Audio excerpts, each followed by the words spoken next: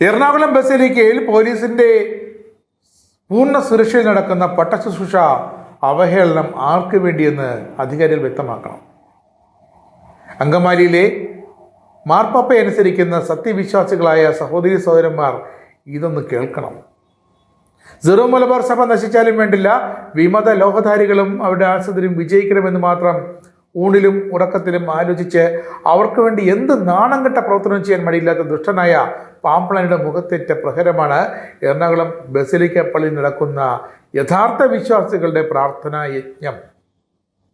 സഭയെ അനുസരിക്കാത്ത മണവാളിനെ സംരക്ഷിച്ചുകൊണ്ട് കാനൂനിക നിയമത്തെ കാറ്റിൽ പറത്തിയ അന്തക വിത്താണിത്.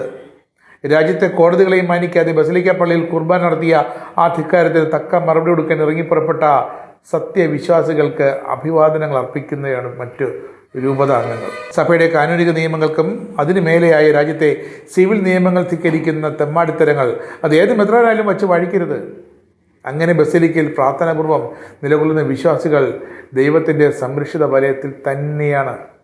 പട്ടശുശ്രൂഷയെ അവഹേളിച്ചുകൊണ്ടായാലും സഭയെ അനുസരിക്കാത്ത ഒരു കൂട്ടം പുരോഹിതരെ വാർത്തെടുക്കാൻ ഒരുപെടുന്ന റാഫേൽ തട്ടിൽ ആത്മീയ കഞ്ചുകമണിഞ്ഞ് തട്ടിപ്പിൻ്റെ സൂത്രധാരനും തനി വഞ്ചകനുമാണെന്നിതാ വ്യക്തമായി കഴിഞ്ഞെന്ന് വിശ്വാസികൾ ഉരുകിയ മനസ്സോടെ പറയുന്നു. സഭയുടെ കാനൂനിക നിയമങ്ങളോ രാജ്യത്തെ നീതിന്യായ വ്യവസ്ഥയോ അനുസരിക്കാത്ത ഈ സഭാവിരുദ്ധർക്കെതിരെ എറണാകുളം ബസിലിക്കയിൽ പ്രാർത്ഥനാപൂർവ്വം നിലകൊള്ളുന്ന വിശ്വാസികൾക്കൊപ്പം സീറോ മലബാർ സഭയിലെ സത്യവിശ്വാസികൾ എല്ലാവരും അണിചേർന്നുകൊണ്ടിരിക്കുകയാണ്.